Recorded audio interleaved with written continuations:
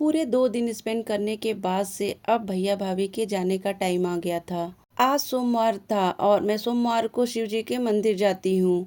आज 2 वजहों से मैं जल्दी उठी। एक तो पहला मुझे मंदिर जा कर के आना था और दूसरा भैया भाभी जाने भी वाले थे। रात में जो सभी लोगों ने मोमोज पार्टी की थी उसके कुछ मोमोज बच गए थे जिसको मैंने शौर्य को दे दिया था। शौर्य घर में सबसे छोटा था इसलिए उसके खाने पीने की चीजें कोई नहीं लेता था। शौर्य के खाने पीने का सामान उठा करके लाने का हक अब निहिर का है। जैसे ही मोमोज वाली प्लेट अपने भैया के पास देखा, निहिर तो अपने भैया के पास से वह प्लेट लेकर के आ गया। सबके लिए मैंने नाश्ते में पोहा और गर्मा गर्म अदरक की चाय बनाई थी। सब खा पी लिए और उसके बाद से अब सब निकलने लगे। मदर इन लॉ कुछ महीनों से हमारे साथ ही थी लेकिन अभी किसी काम की वजह से भैया भाभी के साथ उनको जाना पड़ रहा था।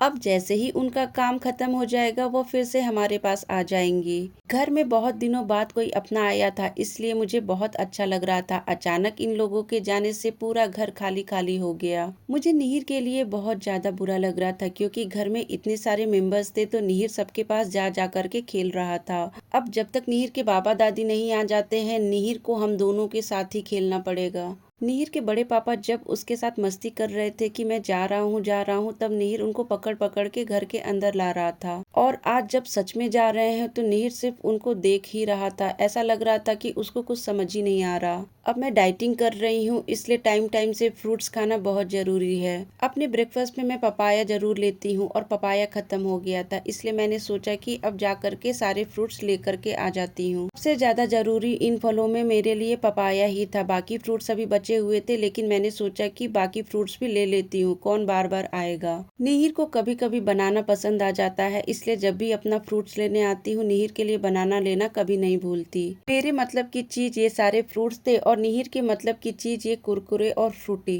धूप से मेरा सिर ही चकरा गया। घर पर आई तो थोड़ा राहत मिला।